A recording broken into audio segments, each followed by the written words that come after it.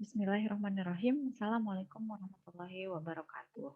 Eh, Apa kabar teman-teman untuk hari ini? Mudah-mudahan teman-teman masih selalu sehat ya. Dan hari ini siap untuk melanjutkan perkuliahan statistika untuk pertemuan ke 11 ya. Waktu ini. Jadi untuk hari ini kita bertemu di video dan nanti kalian akan dilanjutkan dengan melaksanakan atau mengerjakan kuis eh, untuk seperti biasa untuk bahan evaluasi apakah teman-teman atau belum dan juga untuk mengevaluasi kehadiran teman-teman di perkuliahan kali ini. Baik, untuk hari ini kita akan membahas mengenai analisis regresi linier sederhana. Ya, jadi hari ini kita akan membahas mengenai materi ini, mengenai analisis regresi linier sederhana. Apa sih regresi itu? Nah, apabila kita melihat hubungan antar dua variabel, kita nanti akan kenal dengan istilah regresi dan korelasi. Mungkin istilah korelasi teman-teman lebih familiar ya, karena banyak mungkin lebih familiar aja untuk korelasi. Korelasi itu misalkan apa sih korelasinya antara A dan B gitu. Itu kan lebih sering terdengar daripada apa sih regresinya antara A dan B gitu kan. Nah, korelasi nanti kita akan pelajari untuk minggu depan. Untuk minggu ini kita awali dengan mempelajari mengenai analisis regresinya. Jadi awalnya kita pelajari pengertiannya dulu ya. Jadi untuk pengertian analisis regresi, istilah regresi sendiri ini pertama kali diungkapkan oleh Sir Francis Galton.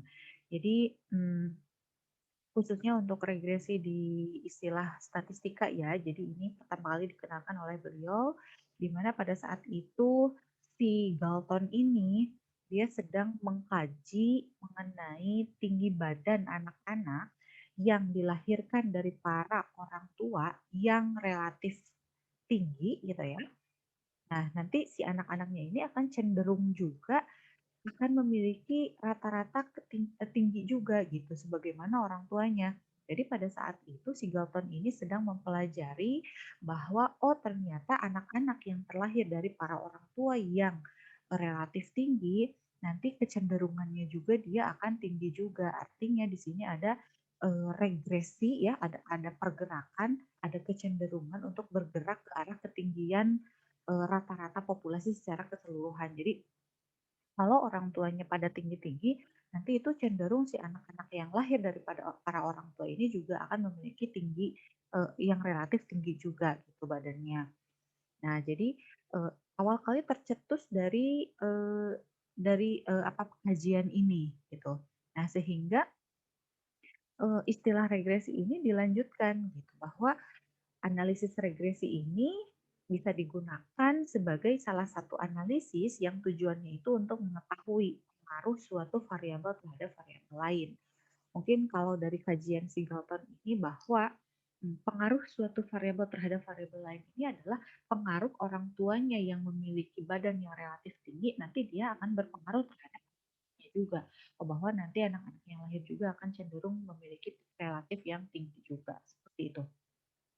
Jadi sekali lagi bahwa analisis regresi ini merupakan salah satu analisis yang tujuannya itu untuk mengetahui pengaruh suatu variabel terhadap variabel lain, ya. Jadi ini hanya untuk mengetahui saja. Ada nggak sih pengaruh suatu variabel terhadap variabel lain?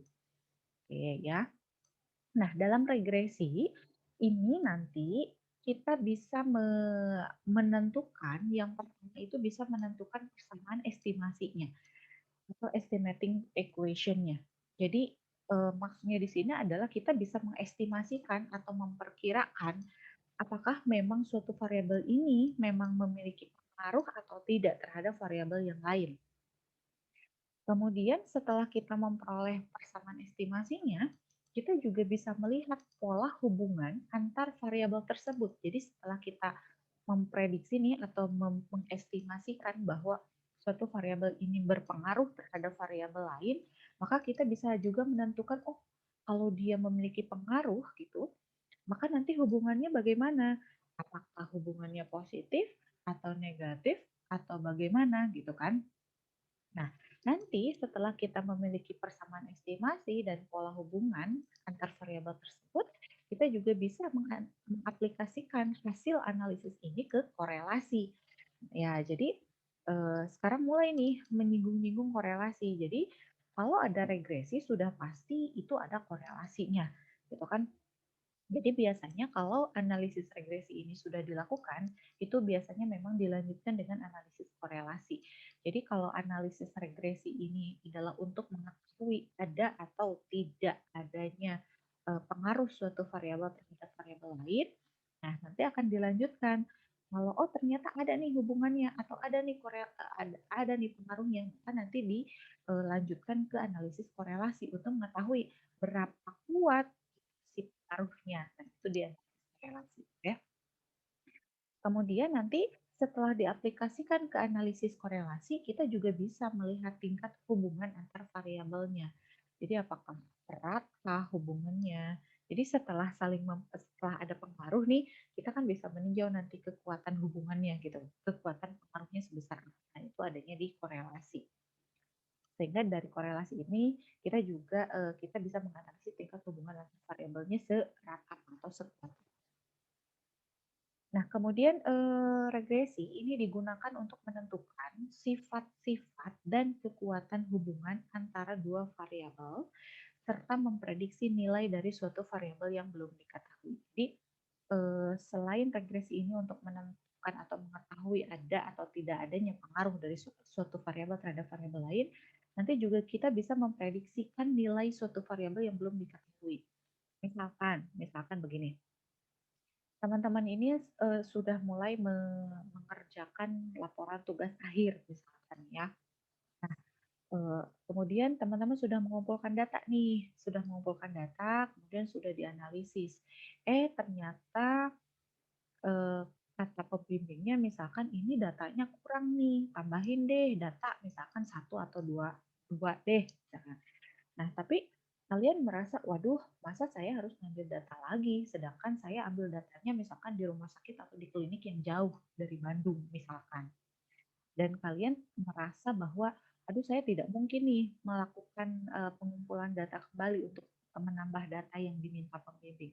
Maka teman-teman bisa memprediksikan, oh kira-kira nih kalau saya tambahkan angka sekian, maka nanti datanya yang dihasilkan itu sekian. Jadi contohnya adalah akan bisa memprediksi nilai dari suatu variabel yang belum diketahui. Itu salah satu contoh kegunaan regresi, ya.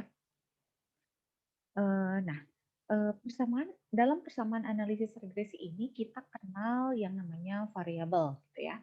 Ada dua variabel dalam analisis regresi, ada yang namanya variabel X sama yang ada namanya variabel Y. Variabel X ini disebutnya dengan independent variable atau disebut juga variabel bebas atau variabel prediktor. Sedangkan variabel Y ini disebutnya dependent variable. Jadi variabel yang terikat atau variabel respon. Jadi di sini ada yang namanya variabel bebas, ada variabel terikat. Jadi kalau variabel bebas kita bisa mengubah si variabel ini sesuai keinginan kita atau sesuai kondisi. Jadi kapan saja bisa diubah, kan? Sedangkan si variabel Y namanya juga variabel terikat. Jadi kalau variabel terikat ini dia tergantung dari variabel X-nya nih. Jadi kalau si variabel X-nya diubah, oh berarti si X pun akan berubah. Atau misalkan variabel X-nya ditambah, berarti kemungkinannya si Y pun akan berubah. Jadi berubahnya bisa nambah, bisa berkurang, kan? Tergantung nanti hubungan regresinya seperti apa. Jadi intinya di sini ada dua variabel, ada variabel bebas sama variabel terikat. Variabel bebas ini yang bisa berubah sewaktu-waktu, sedangkan si variabel terikat ini sangat tergantung sama variabel bebas ini. Jadi pada saat variabel bebas ini berubah, berarti si variabel Y-nya baru dia akan berubah. Tapi pada saat si X-nya ini tidak berubah, berarti si Y pun dia tidak akan berubah. Seperti itu ya. Jadi ada dua variabel. Oke, kemudian Ada istilahnya, ada yang namanya persamaan regresi sederhana. Kalau persamaan regresi sederhana ini apabila terdapat hanya satu variabel bebas dan satu variabel terikat. Nah, teman-teman yang harus kalian ketahui, yang harus kalian pahami bahwa si variabel bebas dan variabel terikat ini tidak selalu satu. Jadi bisa jadi si X-nya banyak gitu ya, X1, X2, X3. Nah, X1, X2, X3 ini bisa saja mempengaruhi satu variabel si Y ini gitu kan. Jadi artinya si variabel bebasnya banyak. Eh, tapi kalau untuk yang regresi sederhana, untuk kasus ini ya, bersama regresi sederhana, ini apabila hanya satu variabel bebas dan juga satu variabel terikat. Jadi memang benar-benar sederhana ini. Jadi variabel bebasnya satu, variabel terikatnya satu. Kalau banyak bagaimana? Nah, persamaan regresi berganda, ganda ini apabila variabel bebasnya lebih dari satu. Ya, variabel bebasnya misalkan tadi seperti tadi X-nya banyak, ada X1, X2, X3, tapi ketiganya itu memang mempengaruhi satu variabel bebas. Jadi itu disebutnya variabel regresi berganda. Tapi kalau kalau persamaan regresi sederhana itu memang variabel bebasnya hanya satu, variabel terikatnya pun hanya satu. Seperti itu. Eh, Nah, yang mau kita bahas adalah persamaan regresi sederhana saja. Jadi kita melihatnya hanya satu variabel bebas saja, ya. Jangan dulu banyak-banyak. Ya. Nah, sekarang kita sudah masuk nih ke regresi linear sederhana. Jadi sebagaimana yang sudah tadi disebutkan bahwa regresi linear sederhana ini adalah persamaan regresi yang jika hanya terdapat satu variabel bebasnya. Jadi satu variabel bebas ini akan mempengaruhi variabel terikatnya. Kalau variabel terikat sih biasanya memang hanya satu ya. Justru variabel bebasnya yang biasanya banyak. Nah, tapi berhubung ini adalah linear sederhana, maka kita hanya akan bahas jika hanya ada satu variabel bebas. Nah, contohnya misalkan kita ambil kasus berat badan dipengaruhi oleh jumlah karbohidrat yang dikonsumsi. Kita hanya meninjau di sini hanya satu variabel bebas. Coba teman-teman lihat di sini dari istilah berat badan dipengaruhi oleh jumlah karbohidrat yang dikonsumsi. Berarti di sini ada variabel kuncinya, itu ada berat badan sama jumlah karbohidrat kan. Nah, coba kira-kira teman-teman bisa menentukan manakah variabel bebas, manakah variabel terikat. Nah, sekarang kita bisa analisis nih. Tadi bahwa variabel bebas itu adalah variabel yang bisa kita ubah kapanpun eh, dalam kondisi apapun gitu ya. Kita bisa ubah. Yang mana? Yaitu jumlah karbohidratnya yang bisa kita ubah itu kan jumlah karbohidrat yang dikonsumsi ya. Sedangkan nanti si berat badan ini tergantung dari karbohidrat yang kita konsumsi. Berarti kalau begitu kita bisa menyebutkan bahwa jumlah karbohidrat yang dikonsumsi itu adalah sebagai variabel bebasnya, sedangkan si berat badannya itu sebagai variabel terikatnya. Nah, terlepas dari variabel berat badan ini dipengaruhi oleh karbohidrat, kita tahu di kenyataannya itu kan berat badan tidak hanya dipengaruhi oleh jumlah karbohidrat yang dikonsumsi ya. Ada teman kita nih yang makannya banyak gitu. Terus sekalinya makan itu nasinya sebakul, tapi kok badannya kurus aja gitu kan. Ini ada juga teman kita yang lain, misalkan dia tuh nggak pernah makan nasi, dia nggak makan roti, nggak makan tepung-tepungan gitu ya, nggak makan karbohidrat lah, tapi kok badannya tetap aja gemuk gitu kan.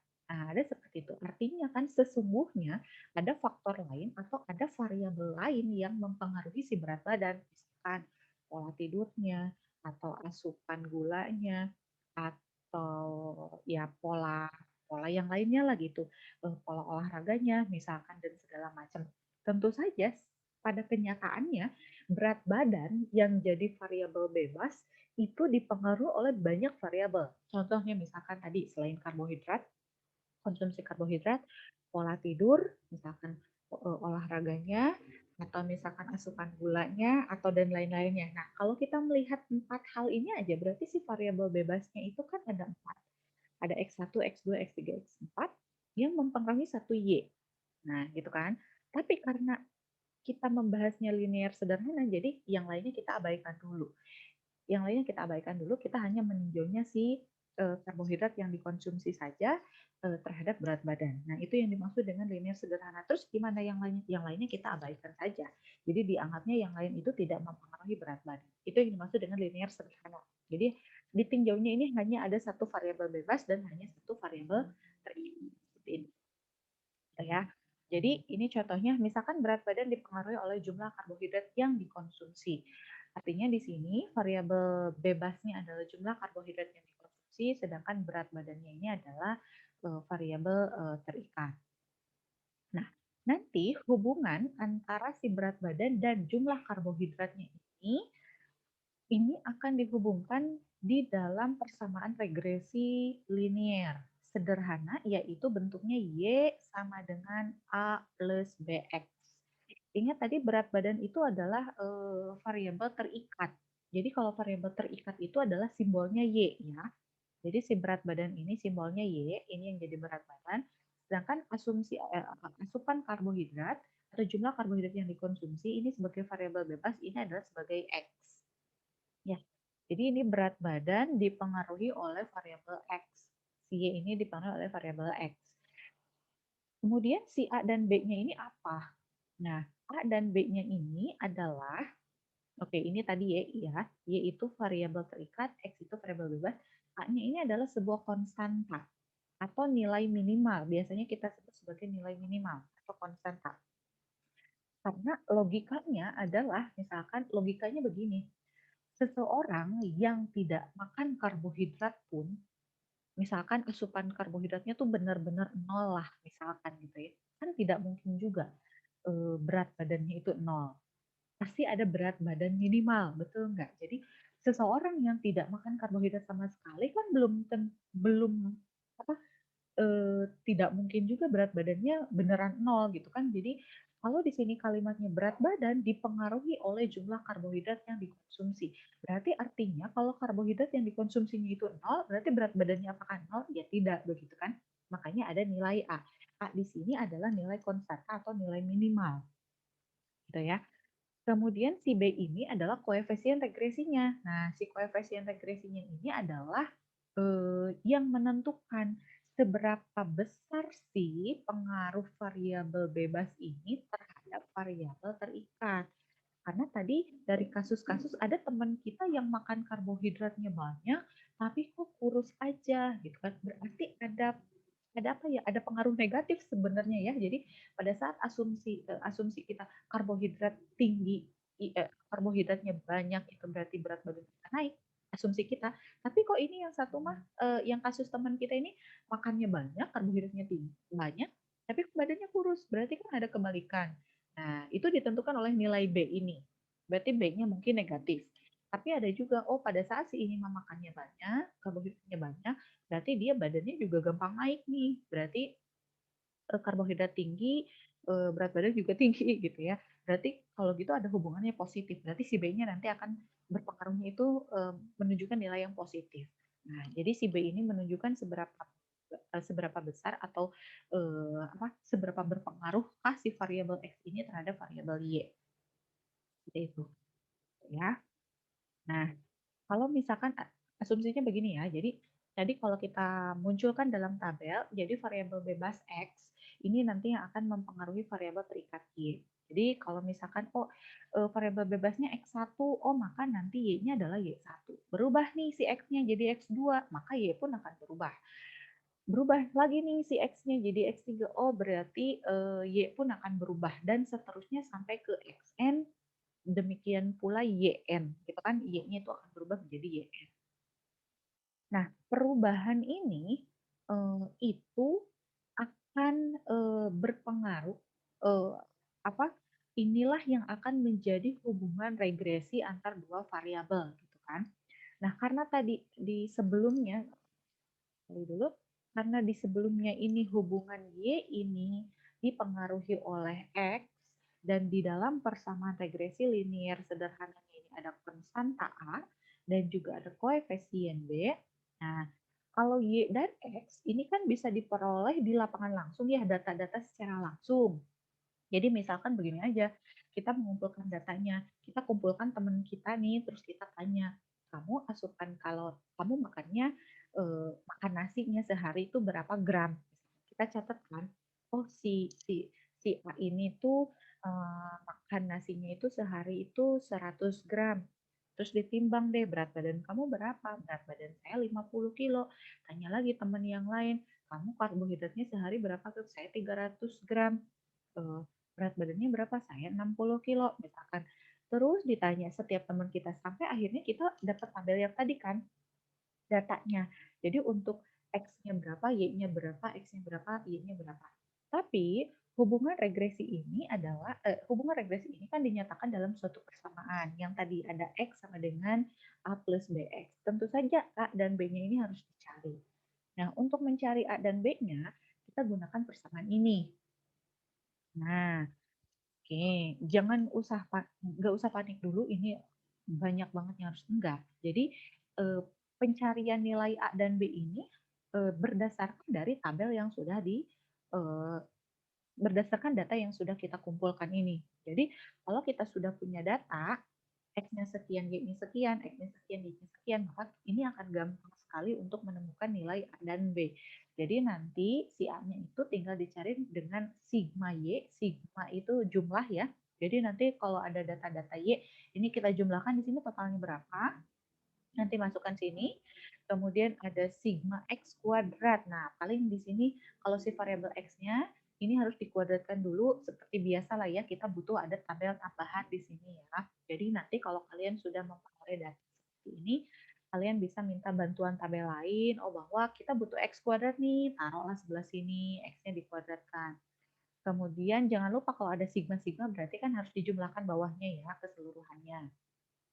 Kemudian di sini juga XY, sigma XY. Berarti di sini ada variabel X dikali Y. Berarti nanti kalian tambahkan pula nih di sini tabel hasil perkalian antara X dan si Y-nya.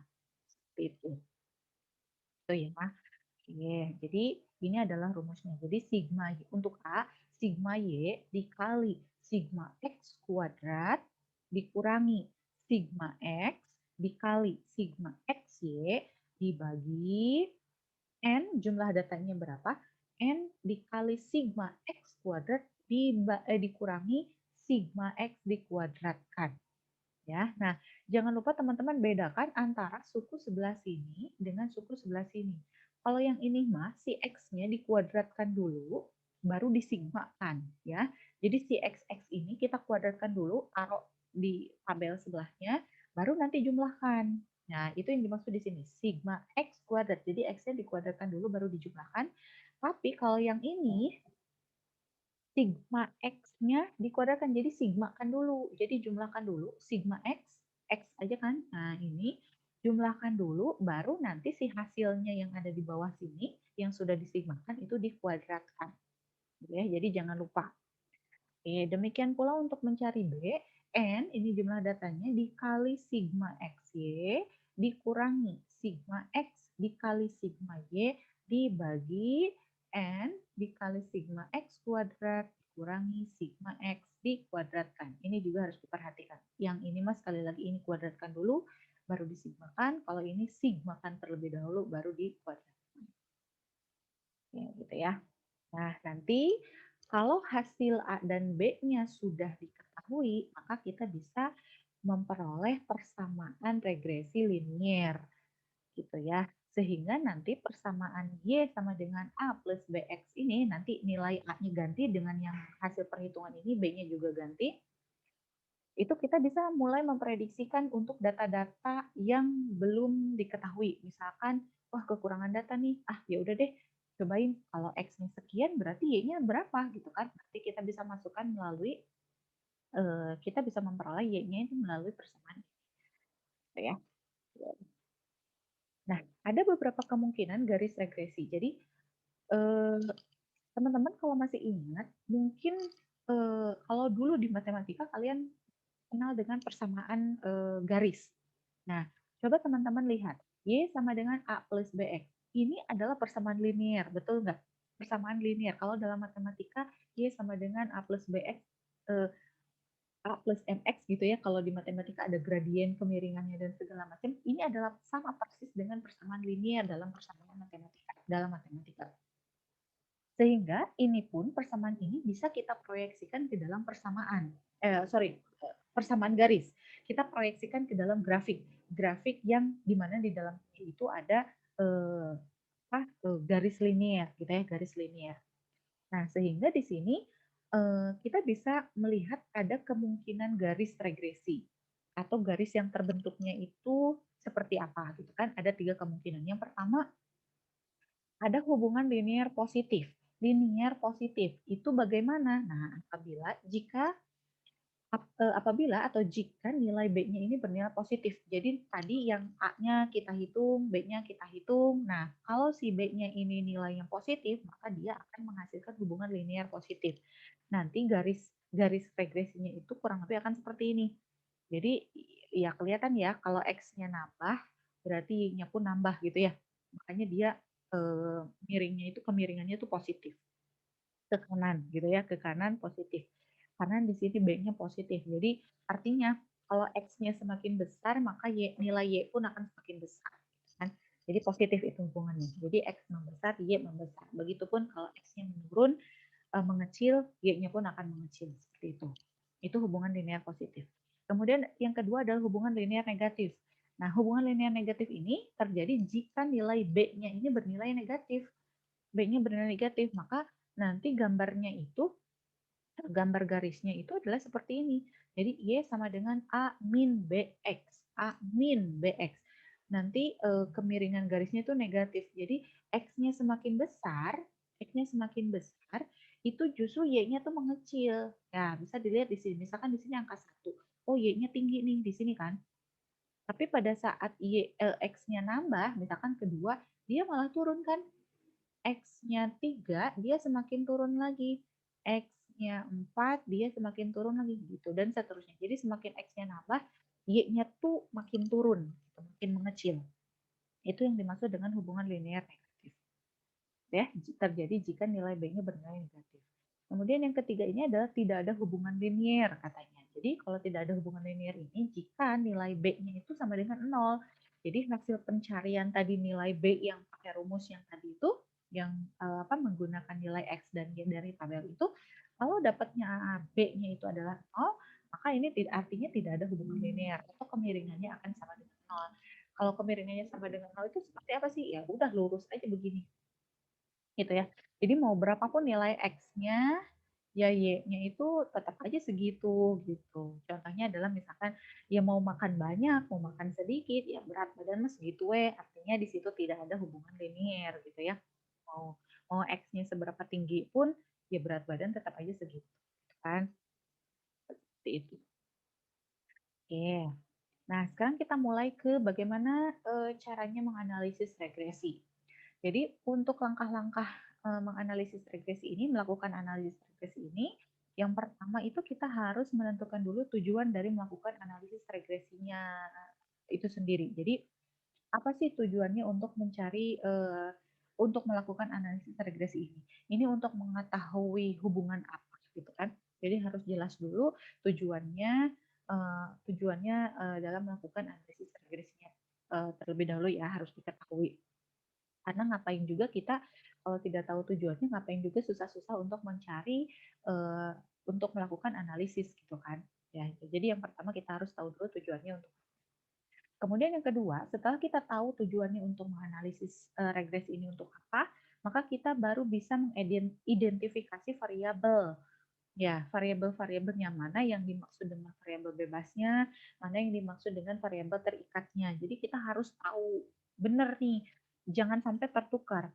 Nah, si variabel X dan variabel Y ini tidak boleh tertukar. Contohnya tadi, si berat badan dengan jumlah karbohidrat yang dikonsumsi itu jangan sampai tertukar tuh. Mana yang menjadi variabel terikatnya, mana yang menjadi variabel bebasnya. Itu jangan sampai kita anggap bahwa berat badan saya mah gampang gitu turun naiknya, ya udah aja itu sebagai variabel bebasnya.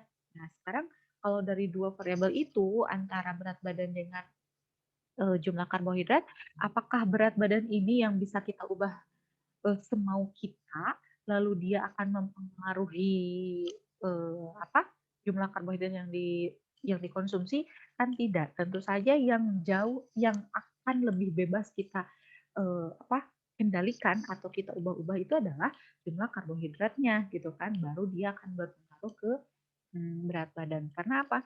Karena kita mengkonsumsi karbohidrat itu sehari bisa beberapa kali ya, beberapa kali dan mau-maunya kita, saya lagi nggak pengen nasi nih, kita ganti pakai apa gitu kan. Tapi kalau berat badan itu dalam sehari itu nggak bisa berubah-berubah gitu kan.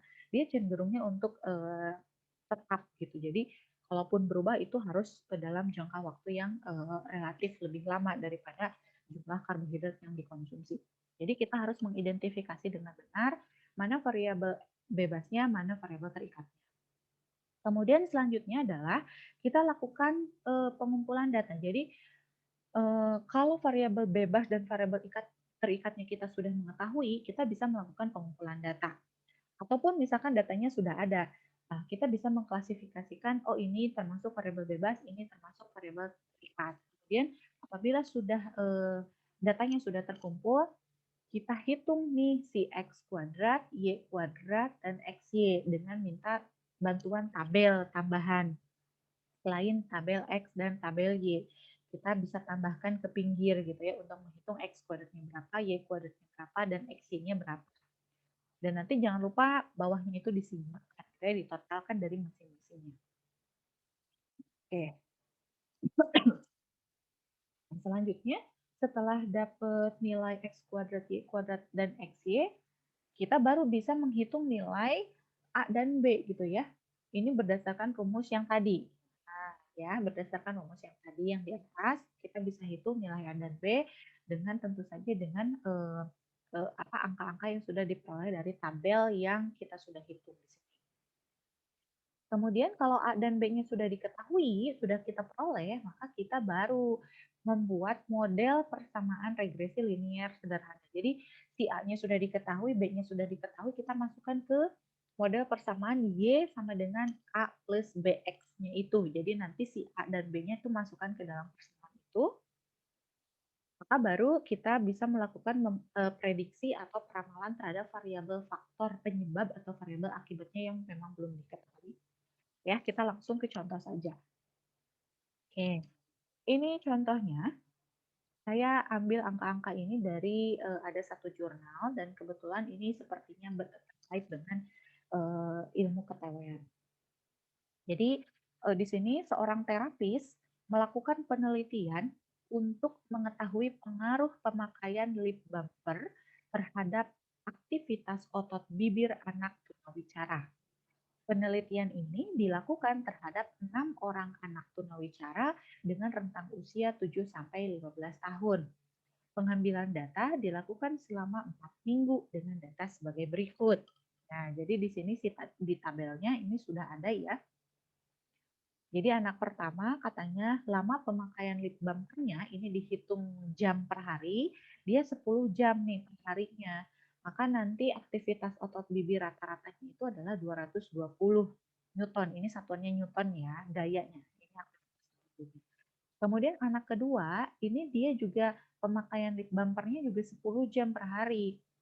Pada saat diukur aktivitas otot bibirnya, dia menunjukkan angka 214. Kemudian anak yang ketiga, pemakaiannya ini hanya 9 jam per hari. Tapi aktivitas otot bibirnya lebih tinggi nih, 217. Kemudian yang anak keempat, dia pemakaiannya lebih sedikit nih, 7 jam per hari. Dia aktivitas otot bibirnya 214, turun ya.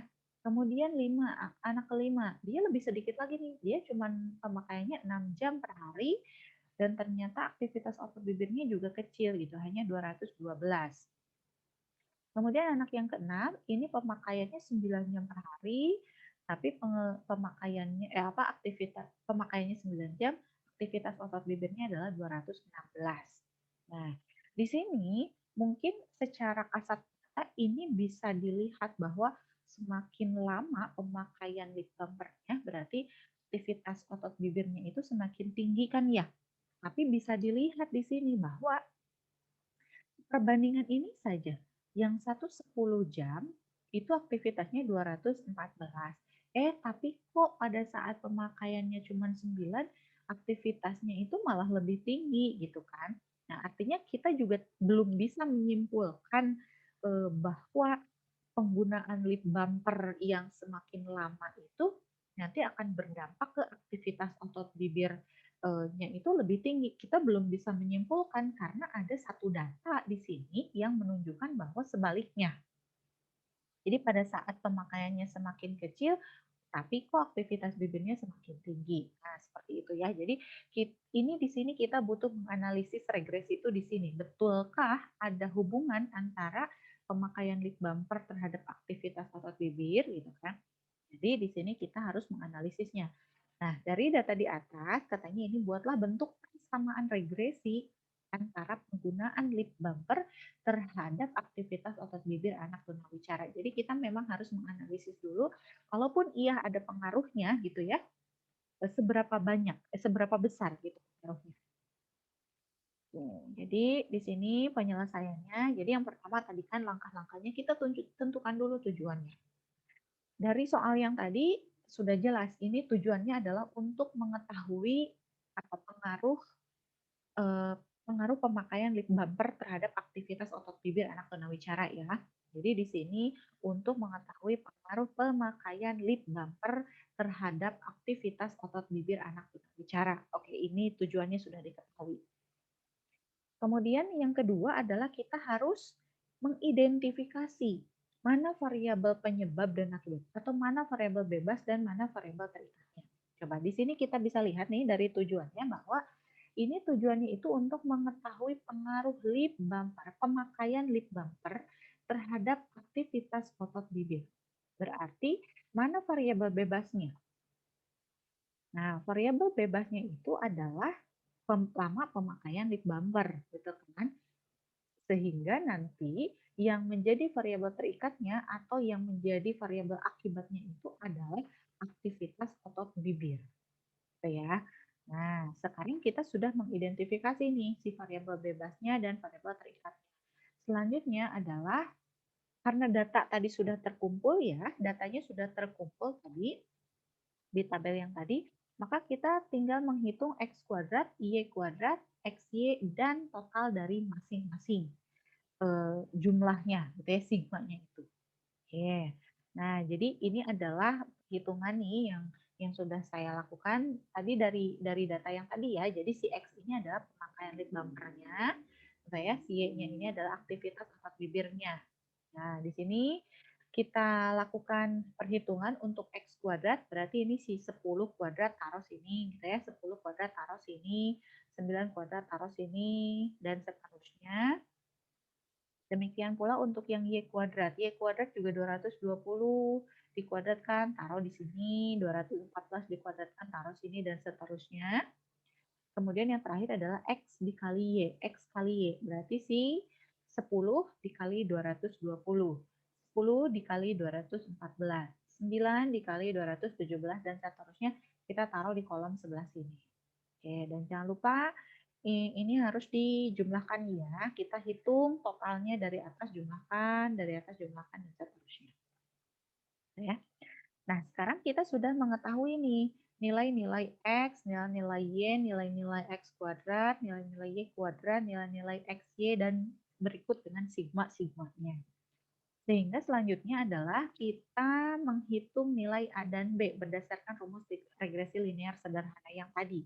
Ya, jadi masukkan saja ke dalam rumus bahwa untuk menghitung konstanta A ini kan rumusnya ini ya tadi ya. Maka nanti kita bisa tinggal ganti aja bahwa sigma Y dari tabel yang tadi yang sudah dijumlahkan itu adalah 1293, sigma X kuadratnya 447, sigma X-nya adalah 51, kemudian sigma X-nya adalah 11.007.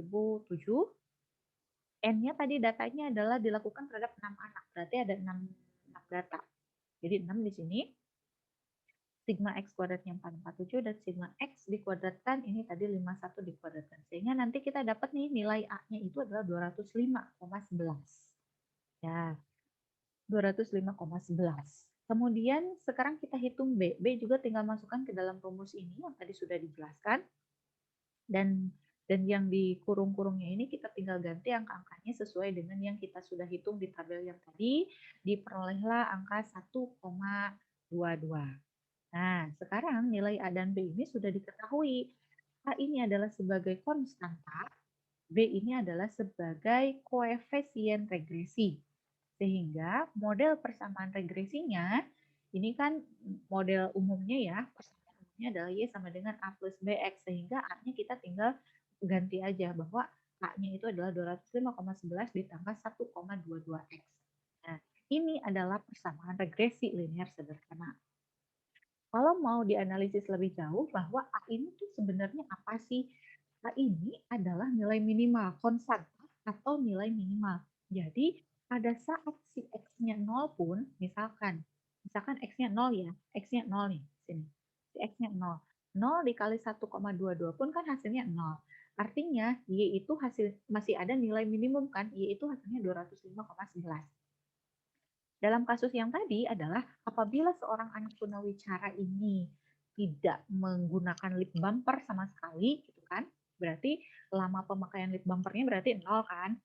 Nah, misalkan si anak tunawicara ini tidak menggunakan lip bumper sama sekali, maka ternyata otot bibirnya itu ada aktivitas gitu. Sebesar berapa? Ya sebesar 205,11 gitu. Jadi anak tunawicara yang tidak menggunakan lip bumper pun dia tetap akan memiliki aktivitas otot bicara gitu ya, itu sebesar 205,11.